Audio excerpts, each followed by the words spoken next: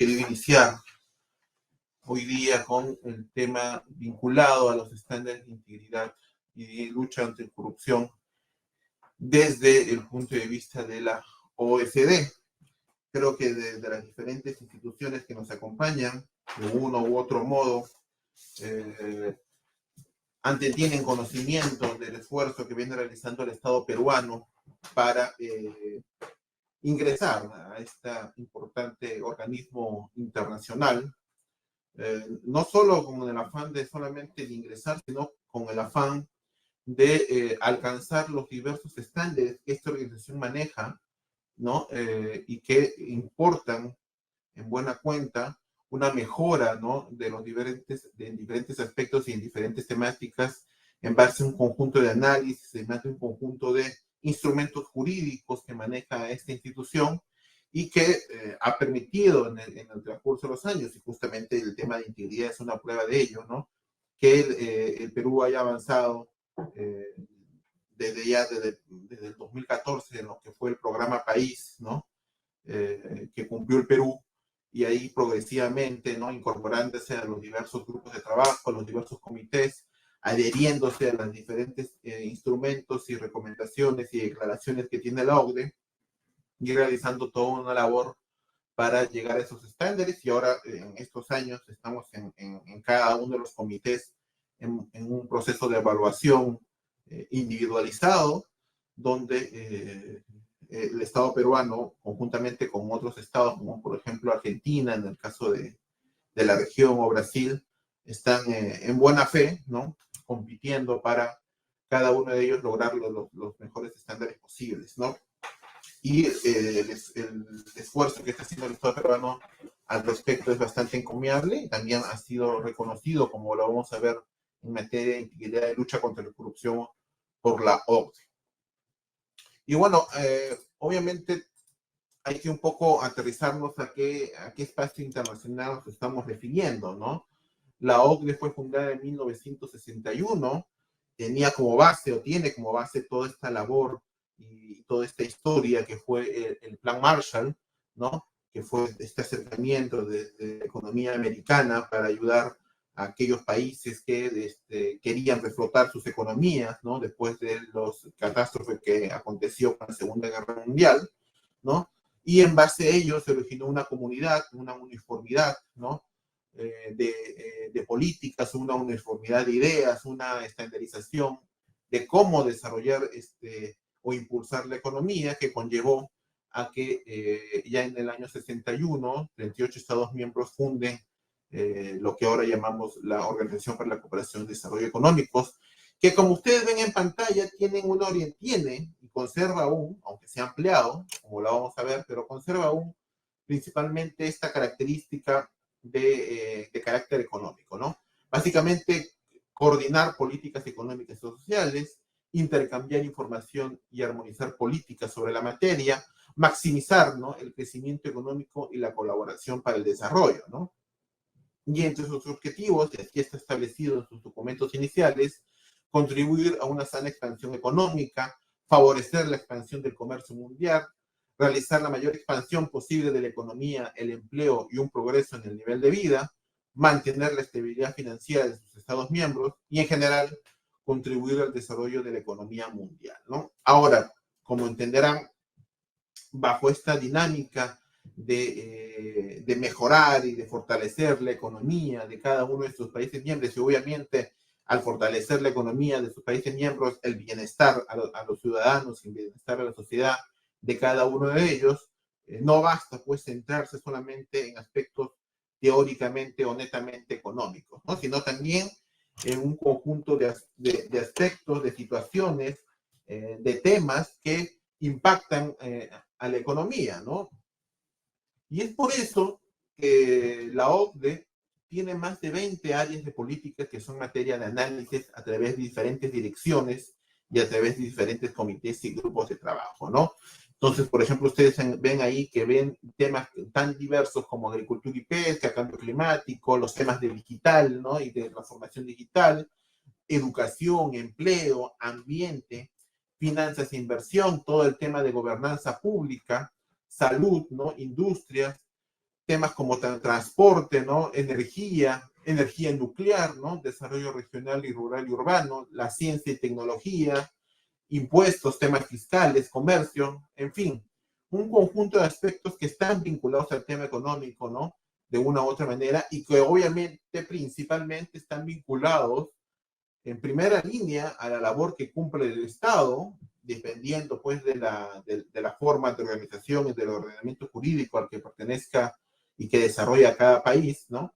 Pero al fin y al cabo, como sucede en el Perú y sucede en otros países, ¿no? El Estado tiene una labor preponderante en la medida que tiene la competencia directa para desarrollar estas políticas, o en todo caso tiene una labor de regulador, de normatividad sobre la materia, ¿no? Para que la ciudadanía y el sector privado desarrollen, ¿no?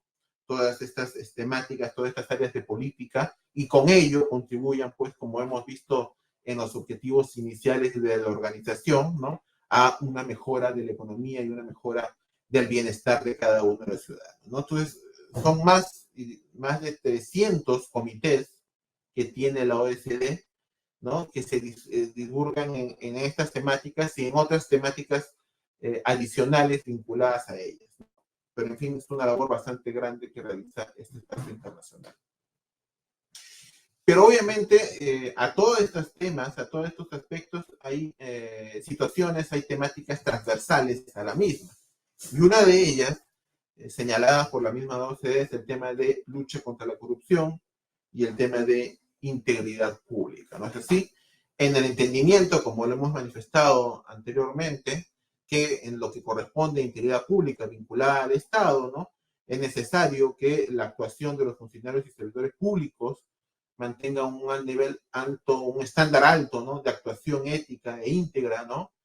No, primero en el ejercicio de sus competencias, en el ejercicio de sus funciones, y también en la interrelación que el Estado tiene con el sector privado, con la ciudadanía, con la sociedad, con las diferentes formas en que se organiza la ciudadanía, la sociedad para mantener este contacto con el Estado, ¿no? Personas jurídicas, empresas, organizaciones no gubernamentales, sin fines de lucro, asociaciones, fundaciones, etcétera, ¿no?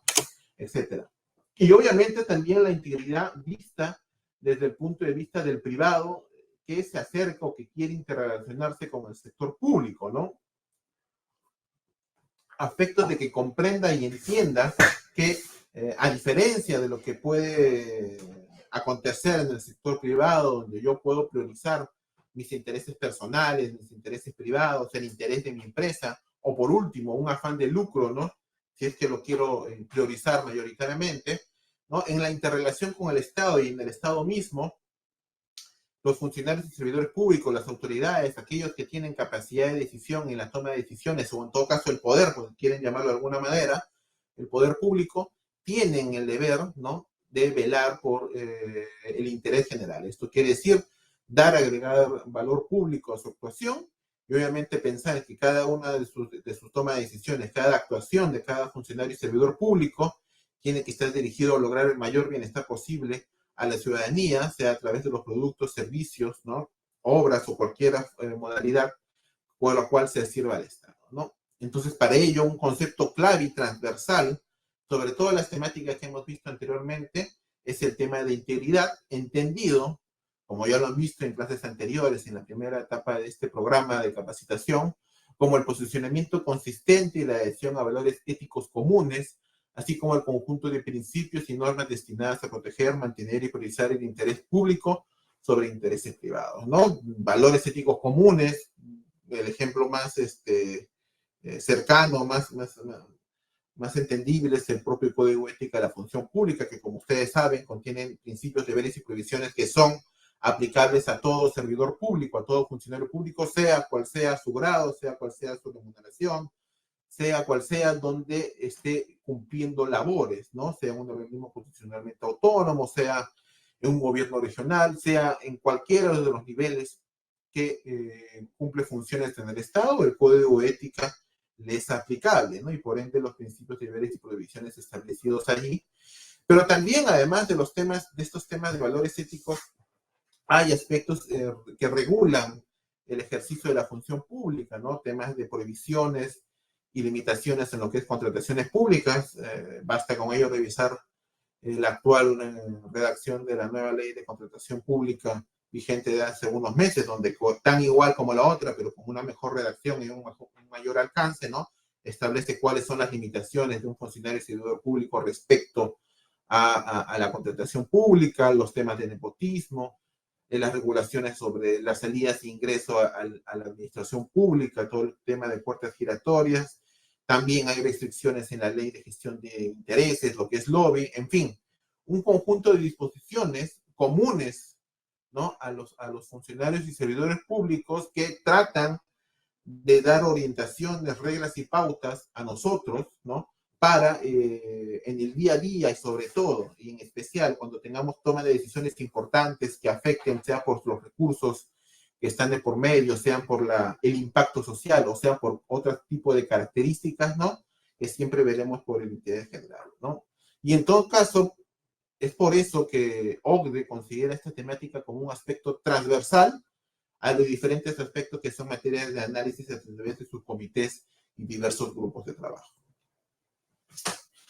También es bueno entender un poco la dinámica interna de la organización, ¿no? La OCDE básicamente está dividido por el Consejo de Alto Nivel, ¿no? Que son los que toman las decisiones de la organización, y una secretaría que realiza la parte de labor técnica en apoyo a este consejo, ¿no? Y en la temática de integridad y en la temática anticorrupción, son dos direcciones principalmente las que manejan ambos temas. La Dirección de Asuntos Financieros y Empresariales, que está encargada de impulsar mejores negocios y mercados eficientes para economías sostenibles, mejorar políticas en materia anticorrupción, competencia, gobierno corporativo, mercados financieros, de capitales, alfabetización financiera, protección al consumidor, inversión en infraestructura, pensiones, seguros y todo el tema de conducta empresarial responsable, ¿no? En el tema, por ejemplo, anticorrupción, la Secretaría de Integridad Pública cumple una labor de coordinación en esta temática, somos el punto de contacto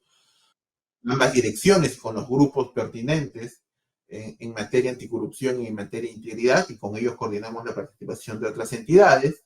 Y, por ejemplo, en materia de conducta empresarial responsable está Proinversión, ¿no? Proinversión es el punto nacional de contacto sobre la temática, en la medida que la conducta empresarial responsable también es un conjunto de pautas, reglas y orientaciones dirigidos a las empresas, sobre todo a aquellas empresas de carácter multinacional, ¿no? Pero en general a las empresas en general, ¿no? Para mitigar, ¿no? Ciertos aspectos negativos que se pueden acontecer en el desarrollo del ejercicio empresarial. Uno de esos aspectos negativos o riesgos que puede acontecer es el tema de cohecho, es el tema de soborno, es el tema también anticorrupción, ¿no? Y ahí Proinversión es el punto de contacto, nosotros apoyamos a Proinversión en las labores que ellos están haciendo.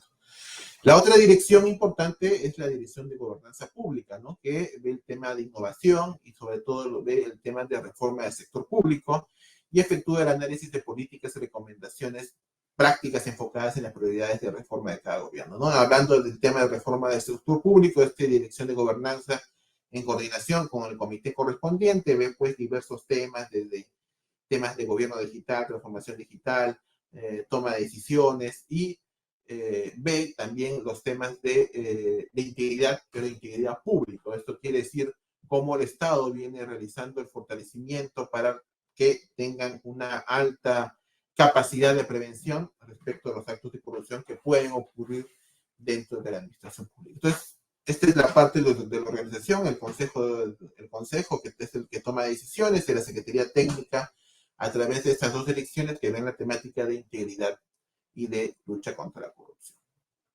Y son estas direcciones las que emiten cada cierto tiempo un conjunto de análisis y un conjunto de estudios generales, ¿no? Sobre estas temáticas que hemos mencionado, ¿no? Mencionar todos los estudios que realizan ambas direcciones sería bastante extenso. Solamente quería indicar algunas, las más recientes y que tienen incidencia directa al panorama de lo que es integridad pública en América Latina, ¿no? Por ejemplo, esta que se realizó entre 2018 y 2019, donde señalaban que los índices de pobreza, si bien cayeron de manera pronunciada en la región, y las desigualdades se redujeron y hubo en este periodo una mejoría del nivel de vida, de la calidad de vida de Latinoamérica y el Caribe, lo cierto es que la mayoría de los ciudadanos no percibieron estos avances, ¿no? Y aún desconfían en sus gobiernos, y esta percepción está apoyada, pues, en escándalos de corrupción que no han hecho más que reforzar esta desconexión creciente entre ciudadanos y sus gobiernos. También tenemos el estudio que han realizado estas direcciones sobre los panoramas de las administraciones públicas en América Latina y el Caribe del año pasado, del 2024, donde señalaban que al 2023 72% de los ciudadanos, personas de América Latina y el Caribe, creían que unos cuantos grupos poderosos gobernaban sus países en beneficio propio, esto en función al resultado del Latinobarómetro del 2023, que según la encuesta mundial Gallup, el 75.5% de los encuestados en 2023 cree que la corrupción está generalizada en su gobierno frente a un promedio de 53.6% en los países de la ONU. Es decir, básicamente nos indican que la percepción de corrupción, ¿no?, en Latinoamérica y el Caribe respecto al promedio de los países que son miembros de la OCDE es mucho mayor. Estamos hablando más del 20% mayor en esta percepción, ¿no? Obviamente, justamente vinculado a lo que indicaba el informe anterior, ¿no?, de esta recurrencia en los países latinoamericanos y del Caribe sobre escándalos de corrupción, ¿no?, que tienen un impacto mediático, que tienen un impacto en la ciudadanía y que también tiene su reflejo, y OCDE tiene un estudio de confianza, ¿no?, a sus países miembros, que este año el Perú está participando por primera vez a través del INEI, ¿no?, y va a tener, para tener el próximo año, el 2026, el primer estudio de confianza respecto a las instituciones peruanas dentro de los estándares de la OCDE. Y ahí vamos a tener un acercamiento también para poder, OCDE nos pueda recomendar algunas circunstancias, algunos aspectos para incidir en la mejora de la confianza en las instituciones. Obviamente el tema de anticorrupción es uno de ellos, en la medida que mientras menos actos de corrupción se perciban, por lo menos desde el Estado, o por lo menos desde las altas autoridades o desde cierta esfera de poder, la percepción de la corrupción podrá bajar y estas numéricas que estamos viendo ahora, estos porcentajes puedan mejorar en el próximo año, ¿no? Ya lo veremos en el resultado del resultado de la encuesta de confianza de la OCDE. Pero en general lo que indica este informe es que mantener normas efectivas de integridad pública para reducir el riesgo de corrupción es fundamental para el bienestar sostenible y la gobernanza democrática. Y finalmente, otro estudio interesante es el denominado Perspectivas de Anticorrupción e Integridad 2024. Aquí analizan estados de la OCDE y también aquellos estados que están en materia de como candidatos a adhesión, que ya hemos mencionado anteriormente, entre ellos el Perú, ¿no? Y otros, y en general, este es el marco global de este análisis, donde señalan, pues, que existen brechas en la normativa y aplicación en materia de integridad. Existen aún estrategias centradas en áreas tradicionales. Esto quiere decir que si bien existen estrategias anticorrupción, no se abordan temas innovativos, ¿no? Por ejemplo, ya en otros países se está abordando todo lo que es corrupción verde, ¿no? Corrupción asociada a temas ambientales, el uso de la inteligencia artificial por parte también de aquellos que cometen actos de corrupción y también el uso que puede dar el Estado y la sociedad civil para contrarrestar estos aspectos, y el tema de injerencia extranjera, ¿no?, a través de diferentes modalidades, ¿no? Estos aspectos aún no son partes de las estrategias que determinados países, sobre todo en la región latinoamericana, abordan, ¿no? Todavía centrados en riesgos clásicos, como es de contratación pública, en riesgos en la contratación de personal, ¿no? Recién, como en el caso de nosotros de hace 2 años o un poco más, abordando y tratando de mejorar lo que es la identificación de gestión la identificación de riesgos a la integridad pública. No todos los países lo hacen, incluso nuestra guía de identificación de riesgos es un referente, y así lo he dicho en la OCDE, con todos sus, seguramente, mejora de capacidad y mejora de alcance, y en eso estamos también, y ya seguramente el próximo año habrá una nueva versión de esta guía, pero no todos las estrategias nacionales de los países de la región aborden esta temática. El tema también señala el estudio de mejorar normas de auditoría interna, que es un aspecto que deberá ser materia de análisis. Hay recomendaciones en los espacios que nos ha efectuado la OCDE sobre esta materia, pero que deberá ser materia de análisis, saber cómo se implementa este tipo de recomendaciones, que no solamente se ha hecho en nuestro país, sino también a diversos países de la región. Ya lo mencionaba, la gestión de riesgos no ha madurado, no ha calado totalmente, el poco uso de la auditoría interna, los bajos niveles de transparencia en el cabildeo y lobby. Nosotros tenemos una normativa sobre el lobby y lo vamos a ver posteriormente en la recomendación específica sobre la materia. Tenemos una normativa que de alguna u otra manera cumple los estándares mínimos de la OCDE, pero sin embargo estamos viendo la manera entre este año y el próximo de lograr una implementación más efectiva, ¿no? A través también de alguna herramienta digital y este acercamiento que se tiene que tener con el sector privado para que entiendan esta dinámica.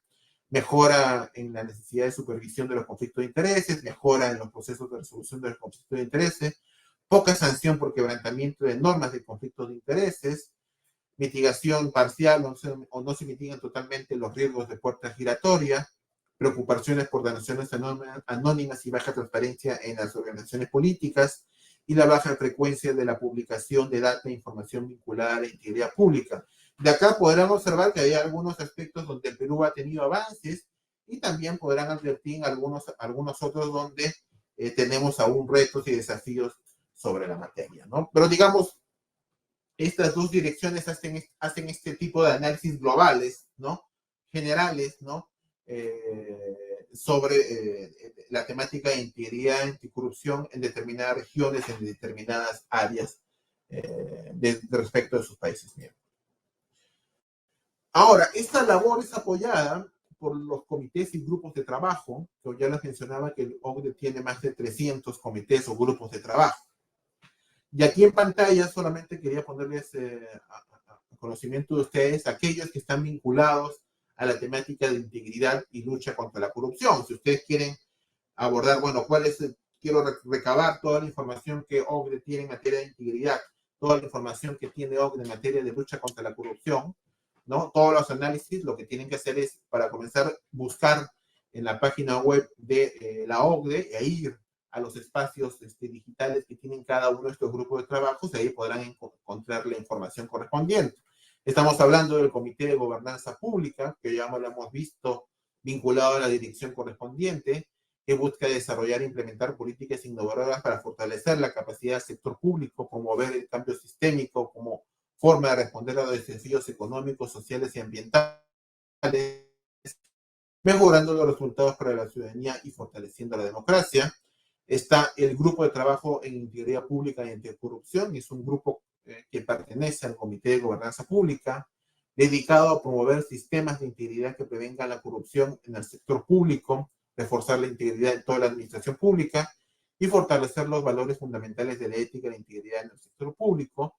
Y también el Grupo de Trabajo sobre Cohecho en Transacciones Comerciales Internacionales, que básicamente busca la implementación de la Convención Anticohecho y la Recomendación Anticohecho del 2009 y todos sus documentos anexos a ambas convenciones y recomendaciones.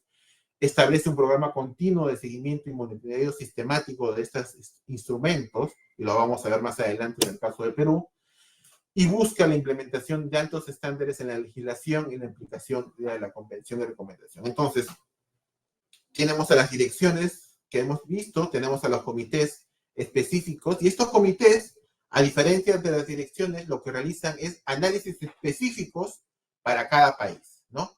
Oye, ¿cómo vienes implementando los estándares que yo tengo en materia de integridad y en materia de lucha contra la corrupción, ¿no? Y lucha contra el soborno transnacional? Y esto ha sido así en el caso del Perú. En el caso del Perú tenemos el estudio sobre gobernanza pública de la OCDE, realizado por el indicado Comité de Gobernanza, documento que abarca diferentes temáticas, como lo relacionado al análisis del centro de poder, ¿no? Para la OCDE, el centro de poder en el Perú está identificado por dos sectores específicamente: la presidencia del Consejo de Ministros como el gran coordinador de las políticas y el gran coordinador con los demás ministerios, y el Ministerio de Economía y Finanzas, que tiene la toma de decisiones para otorgar a las políticas que PCM coordina y que coordina con los demás ministerios, otorgar el presupuesto y la viabilidad correspondiente para la implementación de esas políticas, analiza todo lo que es la organización del Estado peruano, todo lo que es las tomas de decisiones, coordinación intergubernamental, descentralización, gestión del servicio civil, gobierno abierto, gobierno digital, participación ciudadana, entre otras temáticas, ¿no? Específicamente para el Perú, y también lo hace a través del estudio de integridad de la OCDE para el Perú, donde se efectúan análisis de temas tan diversos como el financiamiento político, la promoción de la ética, el lobby, los conflictos de intereses, la denuncia y protección al denunciante, control interno, la gestión de riesgos y todo lo que es el sistema de justicia penal y el régimen administrativo disciplinario. Así como hay estos análisis en materia de integridad y en materia de gobernanza, existe informes parecidos para cada uno de los países de los 38 Estados miembros de la OCDE, y existen también informes ya emitidos o en desarrollo para todos los demás países que vienen siendo candidatos a la adhesión, ¿no? Hay informes de Brasil, hay informes de Argentina, y también de los informes de países de la región que ya forman parte de la OCDE, como México, Costa Rica y Colombia. De igual manera, en el caso del Grupo Anticohecho, hablábamos de un programa de monitoreo continuo por parte del Grupo de Trabajo sobre Cohecho en Transacciones Comerciales Internacionales. Y el Perú tiene ya hasta 3 informes donde analizan cómo vienen implementándose la Convención Anticohecho de la ONU y sus recomendaciones anexas, ¿no? Que abarcan diferentes temáticas, ¿no? Con la premisa inicial de analizar la figura de cohecho transnacional que existe en el artículo 397A del Código Penal, el cohecho activo transnacional, que básicamente es el soborno, ¿no?, a funcionarios públicos extranjeros, ¿no?, que formen parte de una organización internacional. Bajo esa premisa, ¿no?, lo que finalmente hace este grupo de trabajo es analizar todo el sistema anticorrupción peruano, ¿no? Y también en todos los demás países. Así como hay estos informes, este grupo de trabajo tiene 4 fases de evaluación.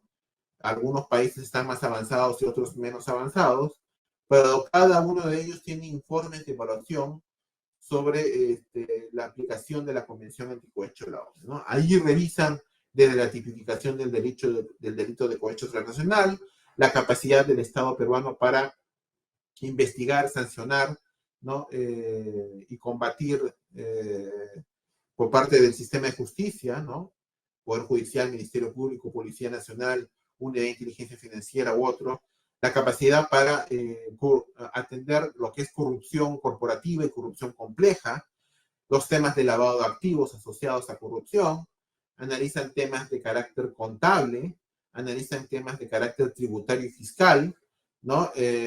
Analizan lo que es la protección del denunciante y lo que es materia de denuncia, y en fin, un conjunto de aspectos directa o indirectamente vinculados a la lucha contra la corrupción, ¿no? Los invito a ambos documentos, el estudio de gobernanza pública, el estudio de integridad y los informes de la Convención Anticohecho vinculadas al Perú, están en línea y están en acceso público para cualquiera de ustedes.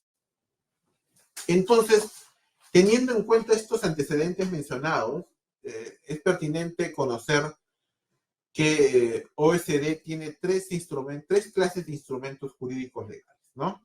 Ya entrando un poco al tema en ciernes de los estándares, ¿no? Tiene instrumentos internacionales, como que son documentos jurídicos generales que pueden incluir declaraciones y recomendaciones que son de carácter obligatorio. Ya lo hemos visto de uno de ellos, la Convención Anticohecho de la OCDE es un instrumento internacional, ¿no? Una convención suscrita por el Estado peruano, ya lo vamos a ver más adelante, que ya ha sido incorporado en el derecho nacional. Entonces es de carácter obligatorio, por eso existe un programa de monitoreo del cumplimiento de la convención. Después existen las recomendaciones, que si bien son instrumentos que establecen estándares y orientaciones para los países en diferentes temáticas y que dentro de lo teórico no son obligatorios, lo cierto es que pues OCDE impulsa, ¿no?, sugiere, ¿no?, recomienda, por repetir la palabra, ¿no?, que este tipo de instrumentos, llamadas recomendaciones, sean de progresivo cumplimiento por parte de cada uno de los estados que son miembros o pretenden ser miembros de la OCDE. Y finalmente, se tienen las que son declaraciones, ¿no? Que son instrumentos que expresan una posición común de los miembros de la OCDE sobre un tema específico, que son declarativos, ¿no? Que básicamente corresponden solamente a los países miembros de la OCDE cuando quieren pronunciarse sobre determinada situación, ¿no? Específica o coyuntural que pueda estar ocurriendo, ¿no? O sobre determinada temática expresando una idea común, ¿no? Pero sin, digamos, una obligación específica respecto a los alcances de esa declaración. Entonces, en esta oportunidad vamos a ver lo que son instrumentos internacionales y las recomendaciones que están relacionadas a la temática de integridad y lucha contra la corrupción. Y la primera de ellas, por no decir una de las principales, como lo hemos mencionado, es la Convención para combatir el cohecho de servidores públicos extranjeros en transacciones comerciales internacionales, ¿no? Y todo un conjunto de documentos relacionados, como vamos a ver posteriormente, ¿no? Este es un acuerdo internacional jurídicamente vinculante desde el seno de la OCDE, pero que está abierto a los diferentes países que sean o no miembros de la OCDE, ¿no? Es por eso que el Perú, sin ser miembro aún de la OCDE, es un país que ratificó, ¿no? Y realizó los trámites legales correspondientes para que esta convención sea ya parte del derecho nacional. Es un instrumento firmado en el año 97 y que logró el mínimo de estados signatarios en el año 99 y por ende es vigente desde el año 99.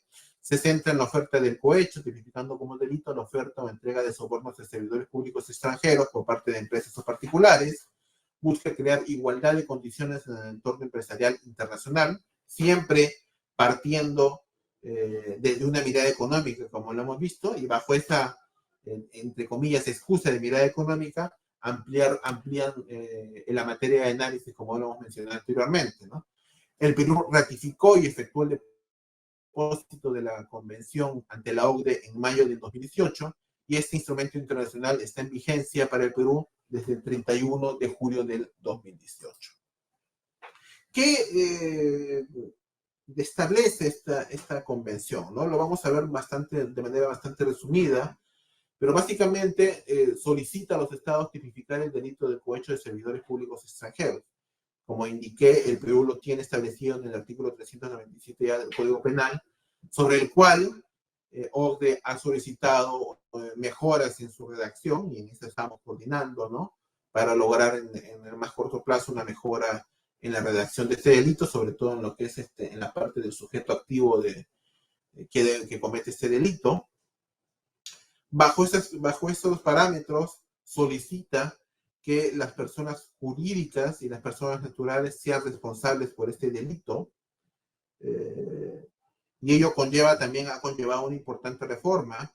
Recordarán ustedes, entre el año 2014 y 2016, que se logró emitir la ley 3424, la ley de responsabilidad de personas jurídicas, que actualmente tiene un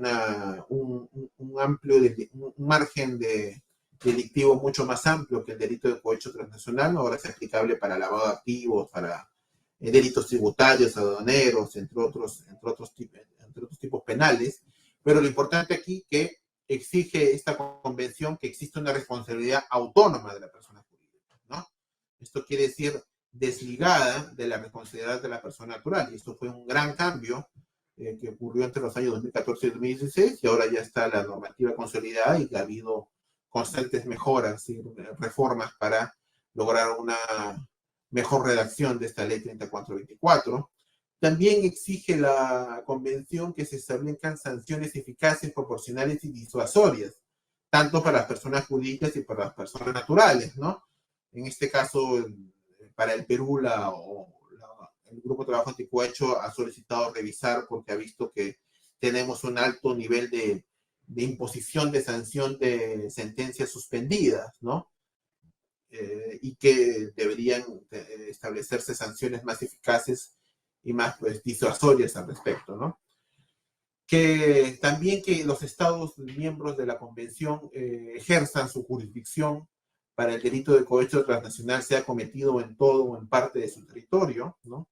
También asegurar la investigación y enjuiciamiento y por ende la sanción por el delito de cohecho transnacional, y ahí entra todo un análisis sobre la capacidad, ¿no? Operativa y normativa que tienen los operadores de justicia para sancionar este delito y básicamente también para sancionar lo que es corrupción corporativa, esto quiere decir vinculada a personas naturales, a personas jurídicas nacionales o personas jurídicas extranjeras, y también corrupción compleja, ¿no? Esto cuando quiere decir que involucre a funcionarios públicos nacionales, cuando involucre a funcionarios públicos extranjeros, cuando involucre a personas jurídicas nacionales, personas jurídicas extranjeras o transnacionales, involucre otro tipo de delitos como el de lavado de activos y verifica si el Perú tiene la capacidad a través de sus jueces, a través de sus fiscales, a través de su inteligencia financiera y otras entidades llamadas a la sanción penal de este tipo de delitos y están en la capacidad operativa de afrontarlos, ¿no?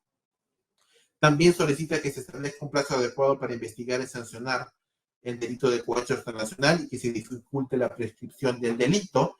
Y aquí han solicitado que en los casos de cuando exista asistencia y cooperación judicial internacional se pueda ampliar el plazo de prescripción o se pueda ampliar el plazo de investigación preparatoria.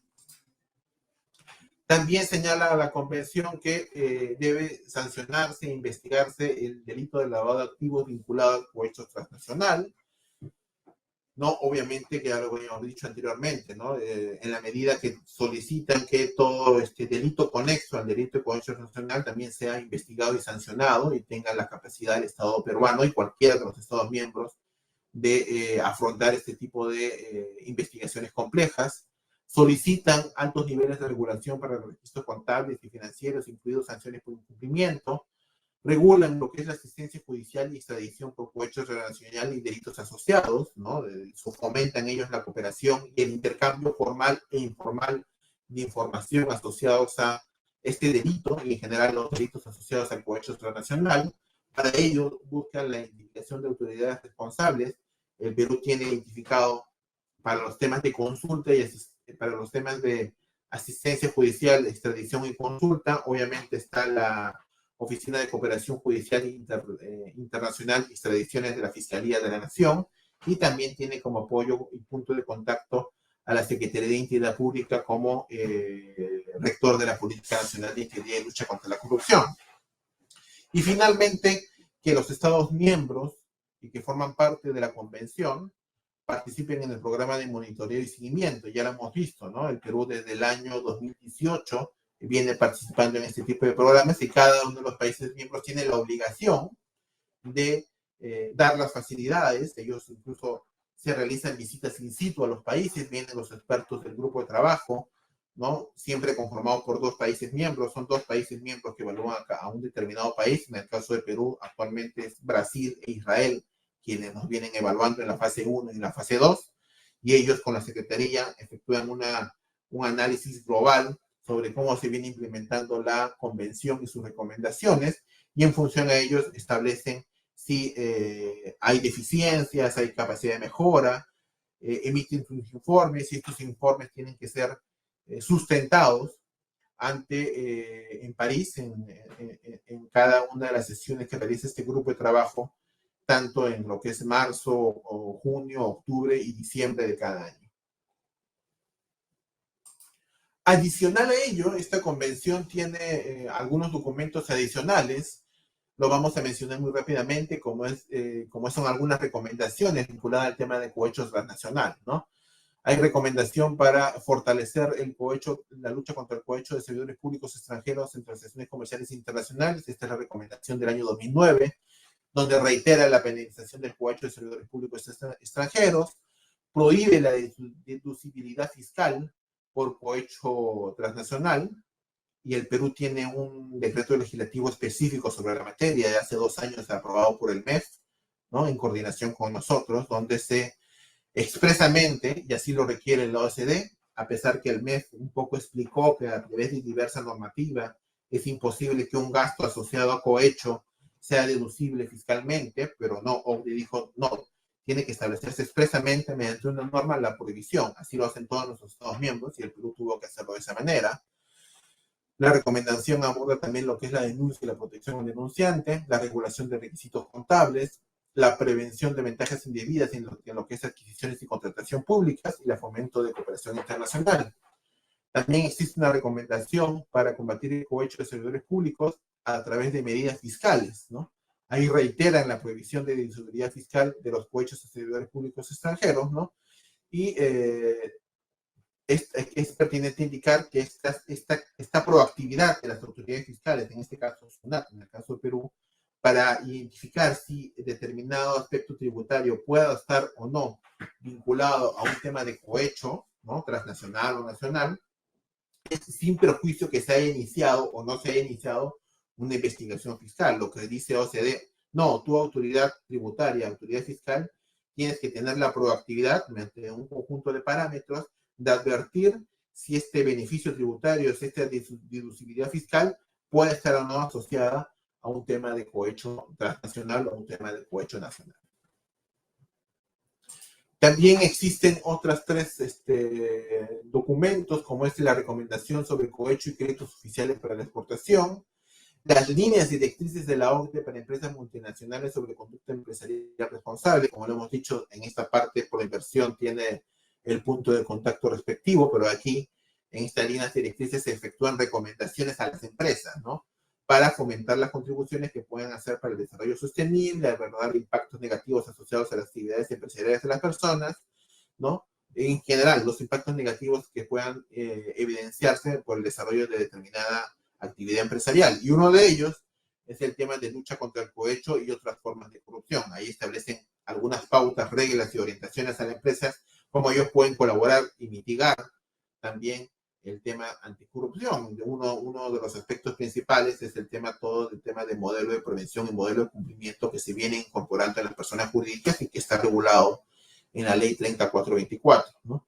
Y también la guía de buenas prácticas sobre controles éticas y cumplimiento, también dirigido a las empresas para ya abordar temas de controles internos, programas de éticas y cumplimiento, y en general todo lo que es la prevención, ¿no? Y el descubrimiento y identificación en sus actividades empresariales sobre temas de cohecho transnacional, en general corrupción nacional también, ¿no? Entonces, estas recomendaciones, estas temáticas vinculadas también a la convención forman parte de una estructura grande que en materia de lo que es anticorrupción y sobre todo lo que es cohecho nacional y cohecho transnacional. Ahora, entrando ya de lleno lo que es el tema de integridad pública, ¿no? Que digamos complementa toda esta parte, sobre todo desde un punto de vista sancionador, ¿no? Que hemos visto, ¿no? De represión, ¿no? A través de la Convención Anticohecho, de las diferentes recomendaciones y documentos que hemos indicado. También se preocupa OCDE, y es un tema transversal, como hemos visto, hemos indicado anteriormente, el tema de integridad pública como aspecto de mejorar la capacidad de respuesta y la capacidad de las administraciones públicas de los países miembros para prevenir los actos de corrupción, ¿no? Y el principal documento es la recomendación de la OCDE sobre integridad pública, que anteriormente se denominaba recomendación de la OCDE sobre ética de los funcionarios y servidores públicos, ¿no? Pero obviamente a raíz de lo avanzado sobre la temática, OCDE reevaluó, ¿no? esta recomendación en la medida que era muy limitante y muy restringido solamente a la actuación del funcionario y servidor público. Y ahora, como vamos a ver, con esta recomendación renovada sobre integridad pública, abordan de manera más holística, ¿no? La temática, siempre caracterizado por tres ejes principales, ¿no? Que los Estados miembros tengan un sistema de integridad coherente y completo, fomenten una cultura de integridad pública y impulsen una rendición de cuentas eficaz, ¿no? Bajo esos tres ejes hay un conjunto de aspectos y alineamientos que han establecido. Respecto al tema de el sistema de integridad coherente y completo, hay aspectos relegados al compromiso y responsabilidades, ¿no? En el tema del compromiso, buscan que el sistema de integridad define, apoye y controle y haga cumplir la integridad pública y esté integrado a marcos más amplios de gobernanza y administración pública. Esto quiere decir, así como yo considero transversal el tema de integridad pública para un conjunto de aspectos que analizo, tú a la interna del Estado, en los diferentes aspectos y en las diferentes políticas o materias que manejas, tienes que considerar la integridad como un tema transversal a ellas, ¿no? También se impulsan en materia de compromiso los marcos legislativos e instituciones que permiten a las organizaciones del sector público y funcionarios asumir la responsabilidad de gestionar la integridad pública y se establezcan expectativas claras para los más altos niveles políticos y de gestión y demuestren cuándo ejercen sus funciones diarias, ¿no? Ahí está, por ejemplo, todo el tema de liderazgo ético, que hemos emitido una guía hace ya un año, ¿no? Donde buscamos que desde el más alto nivel, ¿no? Y también del compromiso de alto nivel que se establece en el modelo de integridad, pueda escalarse desde la toma de decisión de cualquier entidad pública, ¿no? La necesidad de avanzar en estas temáticas y ello pueda decaer en la implementación de los diferentes componentes del modelo de integridad, ¿no? En el tema de responsabilidades, señalan que las responsabilidades de diseño, dirección e implementación del sistema de integridad deben ser claras en cada nivel, existan recursos y capacidades adecuados para cumplir con las responsabilidades organizacionales y existan mecanismos de cooperación horizontal y vertical eficaces, ¿no? El Perú, de alguna u otra manera, con sus bemoles, tiene algún mecanismo de coordinación y de cooperación a través, por ejemplo, de la Comisión de Alto Nivel Anticorrupción y también, por ejemplo, de la Secretaría de Integridad a través de su rectoría técnica con las oficinas de integridad, mantiene también este mecanismo de cooperación. En lo que es estrategia y normas, en lo que es estrategia, busca que los países hagan análisis de los problemas, identifiquen, analicen y atenúen los temas de riesgo, diseñen estrategias, priorizando objetivos, ¿no? Y coordinando políticas, elaboren indicadores con valores iniciales, hitos y metas, establezcan un plan de acción, ¿no? Con distribución de responsabilidades y cálculo de los costos de estas responsabilidades, implementen, monitoreen y evalúen, ¿no? Los resultados de cualquier aspecto de monitoreo y evaluación de este plan de acción, ¿no? Incluir una evaluación previa de la implementación. Aquí OCDE indica que no necesariamente tiene que ser un documento único, ¿no? Pero en el caso del Perú apostamos por una política nacional desde el año 2017 que está en materia de actualización y que establece actualmente, pero lo hará con una mejor redacción y alcance en la versión actualizada, objetivos, responsabilidades, servicios específicos, indicadores para cada uno de estos servicios, ¿no? Y con un acercamiento a los costos de cada una de estas actividades, como señala la recomendación de integridad pública de la OCDE. En el tema de normas, que existan normas de conducta definidas y obligatorias que den prioridad al interés público y a la decisión de valores del servicio público, marcos jurídicos y reglamentarios y estrategias que incorporen valores y normas de integridad, procedimientos y procesos claros y proporcionados para evitar y gestionar cuestiones que en caso de no controlarse podrían violar las normas de integridad pública, y medidas de comunicación interna y externa para concientizar sobre los valores y normas del sector público. Igual aquí el Perú ha tenido avances, por ejemplo, desde el año 2018, 2017-2018, que comenzó toda la temática vinculada a integridad pública, se han emitido normas sobre denuncia y protección al denunciante, se han emitido normas vinculadas a conflicto de intereses, se han emitido normas tratando de mejorar el tema de lobby y también plataformas vinculadas a lo que es debida diligencia, registro de visitas en línea, en general, un conjunto de normas y aspectos que tratan de alinear al Perú a estos estándares que maneja la OCDE en materia de integridad. En lo que es relacionado al fomento de una cultura de integridad pública, la vinculación con la sociedad, solicitan que las empresas y las organizaciones de sociedad civil y las personas se aseguren que su participación en el sector público respete las normas, principios y valores éticos y sociales compartidos. Esto quiere decir que la ciudadanía, la sociedad, las diferentes formas en que interactúan con el Estado entiendan la dinámica que ocurre en el aparato estatal, comprendan que en el aparato estatal se vela por privilegiar el interés general respecto a intereses personales y también respeten y cumplan ciertos parámetros de transparencia, ciertos parámetros de integridad, ¿no? En la interacción que tenga con el Estado. En relacionado al liderazgo, señalan que el liderazgo íntegro es reconocido como un rasgo y estilo para desarrollar tempranamente a futuros líderes, que existan mecanismos para crear y seleccionar a líderes íntegros y se establecen incentivos y marcos de rendición de cuentas que promueven y recompensen el liderazgo íntegro. Ya lo mencioné anteriormente, ¿no?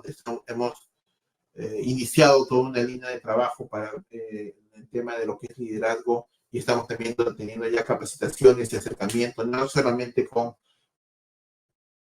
funcionarios y servidores públicos, sino también con altas direcciones que solicitan conocer cuáles son aquellos temas mínimos que cualquier autoridad, ¿no?, o funcionario con capacidad de decisión debería conocer en materia de integridad, para eso, para poder ellos implementarlo y tenerlo en cuenta también en el ejercicio de su día a día, ¿no? De lo que se busca una reflexión en la toma de decisiones para ver si tienen ciertos impedimentos, para ver si tienen ciertas previsiones, para ver cuáles son los límites de su actuación al dirigir como autoridad o en alguna toma de decisión importante. También señalan lo que es en lo que es momento de una cultura integral, la importancia del mérito, ¿no? Para convocar a profesionales más calificados, para crear un espíritu de cuerpo que recompensa el trabajo de tenacidad y las habilidades de los funcionarios y servidores públicos. También proporcionar el empleo a largo plazo y una separación de las carreras entre la burocracia normal y lo que es los aspectos políticos, ¿no? Y obviamente ahí en todo lo que es este acercamiento de OCDE han hecho incidencia en lo que el Perú debe avanzar en lo que es la implementación del servicio civil. Y bueno, también inciden en lo que es materia de cultura e integridad, los aspectos de desarrollo de capacidades y los aspectos de apertura, ¿no? Para que los funcionarios y servidores públicos, además, mejoren sus capacidades, tengan este conjunto, por ejemplo, de acciones que venimos impulsando de la Secretaría, de servir para mejorar su conocimiento y los alcances en materia de integridad pública, y tengan esa apertura en cada una de sus organizaciones para expresar sus ideas sobre la materia, para reflexionar sobre las diferentes temáticas, por ejemplo, en los casos de conflicto de interés, ¿no? Una perspectiva anterior era que, bueno, la única solución del conflicto de interés era pues que el servidor público deje la labor que está cumpliendo, ¿no? Ahora se puede expresar cuál es el presunto conflicto de interés, ver alternativas de solución conjuntamente con el servidor, ¿no?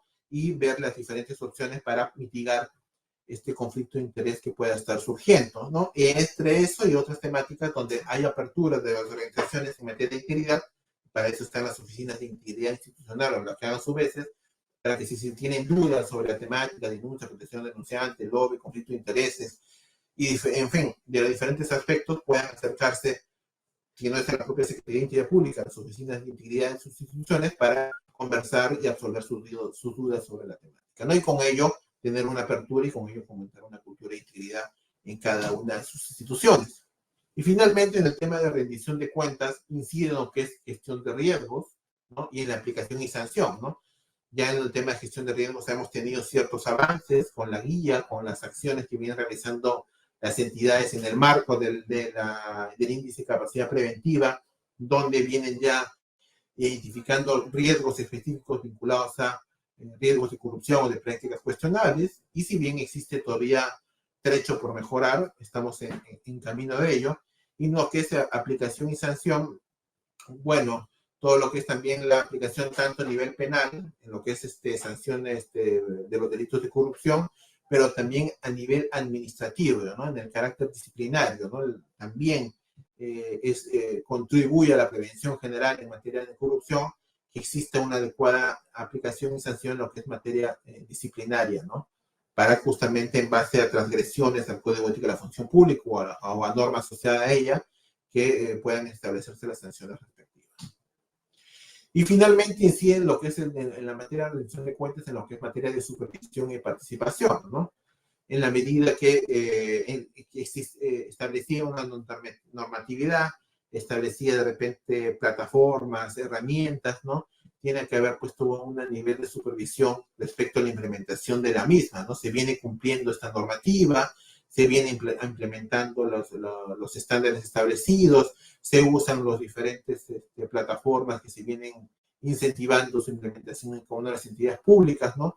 Y ello obviamente para ver si se vienen cumpliendo las expectativas de la ciudadanía y también generar confianza en la ciudadanía de que desde la administración pública venimos realizando y tenemos la necesidad de avanzar en esta temática. Y obviamente el tema de participación, en la medida que también hay que involucrar a quienes son a los administrados, ¿no? A la ciudadanía, a nuestros stakeholders, como se menciona, ¿no? Aquellos principales, cada una de las entidades conoce cuál es su público objetivo, ¿no?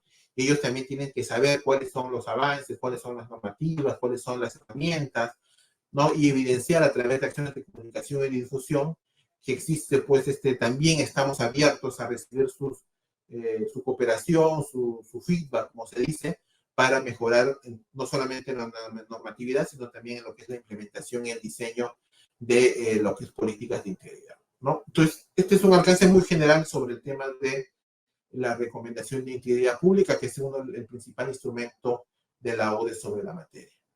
Este instrumento es apoyado por dos recomendaciones, ¿no? Que es la recomendación sobre gestión de conflicto de intereses, ¿no? Que básicamente efectúa recomendaciones a los Estados miembros para identificar situaciones de conflicto de intereses relevantes, establecer procedimientos para identificar, gestionar y resolver situaciones de conflicto de intereses y demostrar el compromiso y liderazgo de la organización para establecer medidas de mitigación y de gestión de estos conflictos de intereses en caso ocurran en la organización, ¿no? Para ello, en cada uno de estos tres aspectos, efectúan recomendaciones específicas, ¿no? Describir cuáles son las situaciones de conflicto de intereses, establecer estrategias y prácticas para ayudar a la identificación del conflicto de interés, se conozca y se difunda qué se requiere de los funcionarios y servidores públicos sobre la identificación de situaciones de conflicto de interés, ¿no? Para ello, por ejemplo, está el tema de lo de que se efectuar declaraciones juradas de intereses, y para ello también, por ejemplo, están los temas de código de conducta, ¿no? ¿Cuál es la actitud, cuál es la conducta, cuál es el comportamiento que yo sugiero a mis funcionarios y servidores públicos en el día a día, ¿no? Entonces, por eso es importante no solamente, como se hacía anteriormente, el establecimiento de código de ética, básicamente era repetir lo que señala el código de ética de las funciones públicas, sino ahora abordar lo que es código de conducta para que los funcionarios y servidores públicos requieran y sepan, bueno, esto es lo que me sugiere la entidad de mi comportamiento dentro de mi institución, ¿no? Y obviamente eso está vinculado a que sepan reglas claras de lo que se espera de los funcionarios y servidores públicos, ¿no? Y obviamente el tema de liderazgo que deben asumir al interior. También la recomendación hace necesidad al vínculo con los empleados, ¿no? A la conciencia, anticipación y prevención. Esto quiere decir que obviamente la identificación, la mitigación, ¿no? Y el entendimiento de la política de conflicto de intereses no puede hacerse solamente desde las direcciones, sino que tiene que involucrar a sus funcionarios y servidores públicos para entender cuál es la cultura organizacional de cada una entidad pública. También recomendaciones para hacer cumplir la política de conflicto de intereses a través de procedimientos que sancionen, ¿no? Y identifiquen la infracción, ¿no? Se establezcan cuáles son las consecuencias y cuáles son las sanciones disciplinarias al respecto, ¿no? Y también mecanismos de monitoreo para detectar incumplimiento. Por eso incluso en el índice de capacidad preventiva se establece un mínimo de porcentaje que las entidades deben efectuar respecto a la revisión de la declaración jurada de interés, y creo que también lo hace la norma respectiva. Y también, como hemos visto en la parte de participación en la recomendación de integridad, sugieren que toda esta política de gestión de conflictos de intereses que se establezca con una entidad pública se haga también con alianza con los sectores empresariales y organizaciones sin fines de lucro, ¿no? Para que sepan de qué se tratan las políticas, de ser posible involucrar la elaboración de la política de conflicto de intereses, crear conciencia de las mismas, ¿no? Y sepan que se puede adelantar y anticipar situaciones potenciales al respecto. La otra recomendación importante es la recomendación de la OCDE sobre integridad en el cabildeo de la influencia. Esto quiere decir el ODE, ¿no? Donde hay sugerencias importantes al respecto, ¿no? Que básicamente está ligado a fortalecer la transparencia en el cabildeo, implementar marcos de transparencia e integridad en todos aquellos que asesoran en la toma de decisiones, ¿no? Promover un marco de integridad destinado a garantizar la integridad de las actividades de cabildeo, ¿no? Y la influencia de actores. Y en general, un conjunto de recomendaciones donde nuestro país, si bien tiene un marco normativo destacable, existen todavía brechas relacionadas a implementación que justamente están vinculadas a varios de los aspectos que ustedes ven en pantalla y que entre este año y el próximo año estableceremos alguna estrategia de la mano con el sector privado para lograr no solamente llegar a estos estándares que establece la OECD, sino en general para que entienda el sector privado, para que entienda la ciudadanía que existe pues la necesidad de transparentar, de lograr cierto nivel de integridad en el acercamiento del ciudadano para que el tomador de decisión, para el funcionario del servidor público que tiene ese poder de decisión, puedan conocer la necesidad, ¿no? De una manera sin intermediarios, sin faltar a la transparencia, ¿no? Sin faltar a la integridad pública en lo que es la toma de decisiones, ¿no? Ustedes van a ver ya en el PPT, lo ven en pantalla, un conjunto de aspectos relacionados y de estándares que establece sobre la materia la OCDE. Entonces, vemos que está el tema anticorrupción a través del grupo de trabajo anticohecho y la convención anticohecho, y en materia de integridad, tres grandes aristas, ¿no? La integridad pública con los diferentes aspectos que hemos visto de diferentes ejes, y dos recomendaciones específicas, una sobre conflicto de intereses y otra sobre lobby o cabildeo, ¿no? o gestión de intereses, como denominamos en nuestro país. Sobre estas temáticas, en general, ustedes pueden encontrar mayor información en los diferentes informes técnicos específicos que sobre el Perú se han emitido, ¿no? Ya en nuestros años, ¿no? Ustedes ven algunos ejemplos en pantalla, ya hemos visto el estudio de integridad, el estudio de gobernanza, existe un estudio de integridad en regiones peruanas, existe un estudio sobre las oficinas de integridad institucional, existe el estudio económico de la OCDE del 2023 y el que va a ser emitido ahora en septiembre de 2025, donde establece un capítulo específico en materia de integridad y lucha contra la corrupción, y el reciente estudio hacia un sistema nacional de integridad y transparencia en el Perú, que es la última recomendación que está efectuando la OCDE para el que Perú fortalezca su capacidad de coordinación y estrategia sobre la materia. En lo que es anticohecho, ya hemos indicado los tres informes que ha emitido el Perú en materia de la Convención Anticohecho y sus recomendaciones, también lo pueden encontrar en pantalla, y es importante porque si quieren encontrar una línea de base y actualizada sobre cómo está la capacidad de Perú en materia de combate a la corrupción, lo van a encontrar en estos informes. Y finalmente, y ya que vi a Silvana por ahí diciendo ya, avancemos a las preguntas si las hubiere, quiero destacar que en este acercamiento con OCDE, en el marco de la revisión de esta convención anticohecho, de la recomendación de integridad, la de conflicto de intereses y la de lobby, estamos haciendo avances como Estado. Hay que, a veces somos bastante duros entre nosotros mismos para ver el vaso vacío, pero siempre me quedo con una presentación en la Comisión de Alto Nivel Anticorrupción, donde la OCDE nos indicaba más bien, vean los avances, ¿no? El Perú es destacable los avances que viene realizando, y esto lo he visto reflejado en el estudio económico de la OCDE del 2023, donde expresamente, en el caso de materia de integridad, señalado la OCDE lo siguiente, ¿no? Perú ha hecho importantes avances en esta dirección con el modelo de integridad preventivo promovido por la Secretaría de Integridad Pública. Uno de sus pilares son las oficinas de integridad institucional con funciones corporativas de apoyo a los órganos de línea y alta gerencia, que si bien reciben apoyo funcional por parte de la CIP, reportan en última instancia al más alto nivel dentro de cada entidad. Este es un paso en la dirección correcta, ya que fortalece la supervisión y el apoyo al proceso de gestión de riesgos de la entidad y por lo tanto contribuye a la prevención de la corrupción y la promoción de la entidad pública. Entonces, conociendo que estamos en un camino correcto, no más creo que queda por parte de nosotros, aquí de la Secretaría de Integridad, con apoyo de Servir y con apoyo de diferentes entidades y de ustedes que nos acompañan en cada una de estas actividades, continuar y fortalecer y mejorar lo que haya que corregir en esta temática de integridad pública que estamos afrontando y que estamos haciendo el mejor esfuerzo por parte del Estado peruano. Yo me quedo aquí, Silvana, y agradeciendo a todos por el tiempo.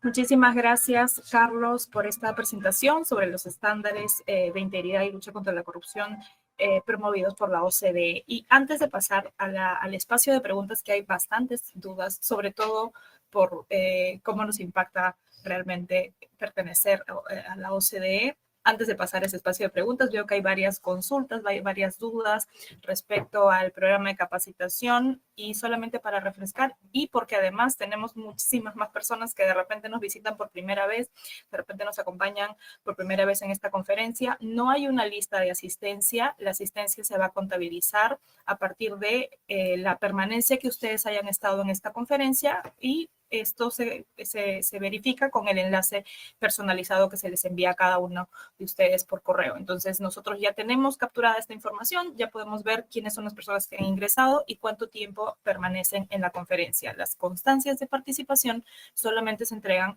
a las personas que hayan permanecido por lo menos el 80% de duración de esta sesión. ¿Ok?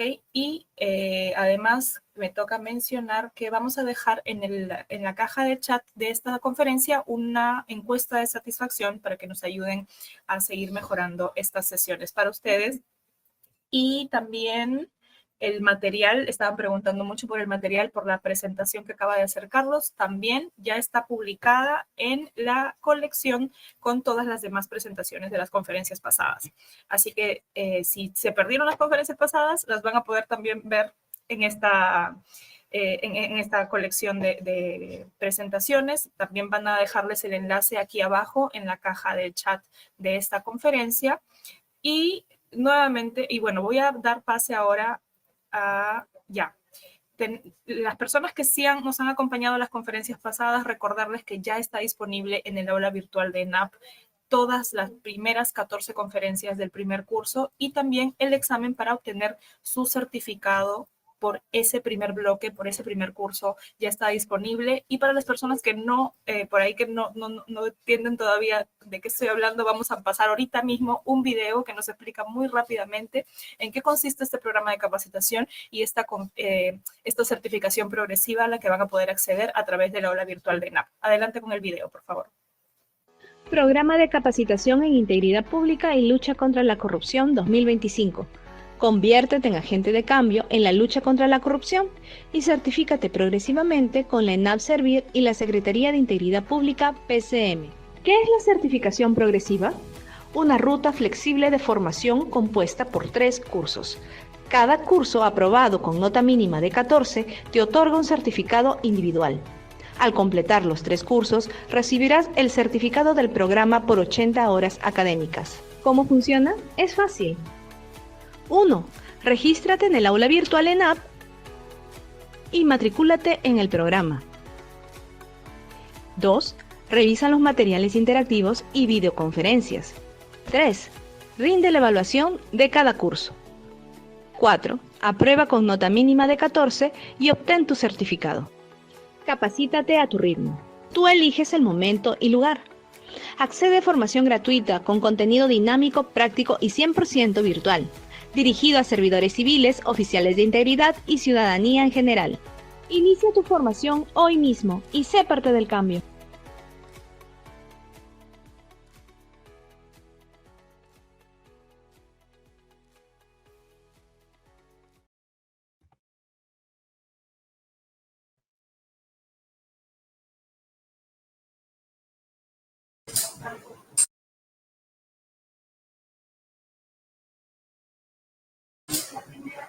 El audio, Silvana. Ahora sí, perdón, estaba hablando con el micrófono apagado. Ya, vamos al espacio de preguntas y voy a hacer la pregunta que creo que es una de las más importantes y a modo de resumen y de recordar qué es la OCDE y cómo nos beneficia como país ser parte de, o ser un país de la OCDE y cuáles son. Bueno, son como 3 preguntas en esto, ¿no? Primero, ¿qué es la OCDE? ¿Cómo nos beneficia como país? ¿Y qué resultados hasta el momento se han obtenido respecto a este tema? Sí, bueno, el tema de qué es la OCDE, un poco yo lo expliqué inicialmente. Es un foro donde se comparten experiencias y se incentiva la adopción en base, se establece un conjunto de estándares y que se impulsa que los países miembros de la OCDE cumplan con estos estándares en cada una de sus políticas nacionales, ¿no? En de diferentes temas que hemos visto en la segunda lámina de la presentación. No sé, el tema de integridad como un tema transversal, también la gobernanza pública es un tema transversal, pero también hay temas específicos, y está el tema de agricultura, pesca, energía, transporte, en fin, como le indiqué, son más de 300 comités y por ende entenderán más de 300 temas donde ellos establecen estándares y esperan que sus países miembros vayan cumpliendo con esos estándares. Ahora, ¿qué beneficios trae al Perú acercarse o ser parte de la OECD? Hay que entender, yo lo vería desde dos puntos de vista. Uno, el punto de vista que ya hemos indicado, el técnico, ¿no? Creo que alcanzar esos estándares que son, que vienen también siendo impulsados en otros países es importante. Muchas veces de las reformas que se han impulsado aquí en Perú parten de justamente los estándares de OECD. Ya bueno, vamos a mencionar algunas posteriormente, y eso es importante, ¿no? Porque nos permite estar a la par, ¿no? De países de la región y también de países que forman parte de la OCDE, como son la mayoría de buena parte de la Unión Europea, ¿no? Y el segundo punto es un tema económico, ¿no? Principalmente, ¿no? Los países miembros de la OCDE son aquellos que forman parte o realizan la mayor carga económica, PBI o de comercio internacional. Y obviamente el Perú, si quiere mantener pues un nivel de vinculación económica, de ingresos, ¿no? Y de acercamiento con estos países con los cuales seguramente, no tengo detalles, pero mantenemos relación comercial, ¿no? Internacional, ¿no? De importación y exportación, entre otros. Pertenecer a la orden nos asegura tener este vínculo tan cercano y sobre todo en la toma de decisiones, ¿no? Y participar en esta toma de decisiones y tener información privilegiada nos da pues cierta ni mejora de competencia respecto a otros países que no tienen este acercamiento, no tienen esta vinculación con la OECD, ¿no? Entonces, si ellos toman alguna decisión que puede impactar en el tema económico, en el tema financiero, o estandarizarlo, y el Perú forma parte de este espacio, ¿no? Más bien el impacto va a ser favorable, ¿no? Va a tener la información privilegiada, va a tener este acercamiento con los actores que manejan estas temáticas económicas y financieras en cada uno de los países miembros, ¿no? Ahí está el tema de cooperación, se va a fomentar el tema de inversión, ¿no? Y la mejora del desempeño económico. En general, yo creo que esos son dos aspectos principales. El tema técnico de alcanzar los estándares en las diferentes temáticas y el tema económico, ¿no? Que vernos relegados totalmente de este espacio internacional nos conllevaría pues un impacto negativo en la medida que nos veríamos relegados básicamente en lo que es el comercio y el tráfico internacional, ¿no? Bien, y por el contrario, ¿qué implicancias habría o cómo afectaría al Estado peruano el no ingreso de nuestro país a la OCDE? Bueno, seguramente hay incluso también aspectos geopolíticos, ¿no? A veces que existen países de la región como México, Colombia, Costa Rica que ya ingresaron, y todos estos aspectos que he mencionado anteriormente, ellos ya tienen acceso y obviamente tienen un impacto en su economía. Es por eso que Brasil y Argentina también buscan este acercamiento, ¿no? Porque saben que tener acceso a la OCDE les implica una mejora en el comercio internacional, una mejora de sus importaciones, y también va a redundar una mejora en los ingresos del Estado mismo, ¿no? Producto del comercio internacional, y por ende también, al final, una mejora en el nivel de vida de sus ciudadanos, ¿no? Entonces el Perú quiere eso también, quiere tener ese acercamiento. No es solamente el hecho de solamente por pertenecer a un club, ¿no? Por denominarlo de alguna medida, sino que el pertenecer a la OECD va a implicar, y lo ha hecho actualmente, ¿no? Lograr también ciertos estándares. En materia de integridad pública es evidente, ¿no? Desde el año 2017, y lo digo porque estuve antes del 2017, lo que se hacía en materia de lucha contra la corrupción por parte de las propias entidades, sin prejuicio de las labores del Poder Judicial, Ministerio Público, las clásicas entidades convocadas a la lucha contra la corrupción, lo que se hacía por parte de las propias entidades era muy mínimo, ¿no? A lo mucho capacitaciones en materia de código ética de la función pública, que recuerdo que a través del Decreto Supremo de Políticas de Obligatorio Cumplimiento se reportaban a la Secretaría de Coordinación 1 o 2 veces al año. Era lo único que reportaban las entidades, 1 o 2 veces al año capacitaciones en materia de código ética de la función pública. Nada más. absolutamente nada más. Y ahora, con todo lo que se ha avanzado, ahora hacemos evaluaciones a través del ICP para tratar de medir, y hemos pasado, por ejemplo, de la percepción de la corrupción, que es un dato interesante, a través de Transparencia Internacional y en lo que hace Proética cada 2 años, ¿no? Lo que es la percepción de la corrupción en el Perú, a datos más tangibles, ¿no? Desde la Contraloría, a través del INCOR, con su estadística sobre inconductas funcionales y corrupción, y nosotros en la parte preventiva, dando información ya específica sobre la mejora de la capacidad de prevención de las entidades públicas, ¿no? Esto sencillamente no hubiera sido pensable sin el acercamiento a la OCDE. También todo el tema regulatorio, ¿no? Todo el marco regulatorio, de análisis de impacto regulatorio, que ahora existe a través de la Secretaría de Gestión Pública, es también por parte del acercamiento de la OCDE, y así con diferentes temáticas que se han ido impulsando. Bien, y justo que mencionabas algunos países, ¿cuáles podrían ser de estos países que ya pertenecen a la OCDE una referencia para el Perú por su cumplimiento en estándares en integridad y lucha contra la corrupción? Bueno, de la región, yo diría México, pero bueno, ahorita México también está en una ralentización sobre algunos aspectos. Creo que Colombia y Costa Rica son un buen referente. Recuerden que incluso Colombia tiene, y justo tuvimos una reunión ayer, está vinculado sobre todo bastante con la Convención de Naciones Unidas contra la Corrupción, que hay un hub de la UNODC, de la Oficina de Naciones Unidas contra la Droga y el Delito en Colombia mismo, para la región latinoamericana, ¿no? Y eso lo hace un referente sobre la temática. Ellos tienen una Secretaría de Transparencia ya hace varios años, donde efectúan labores que nosotros estamos tratando de acercarnos, ¿no? Pero en general, ¿no? Yo creo que seguramente en algunos aspectos serán referentes y en otros aspectos, por ejemplo, nosotros estamos tratando de ser referentes, ¿no? Por ejemplo, en el tema de gestión de riesgos, que ha sido bastante reconocido, ¿no?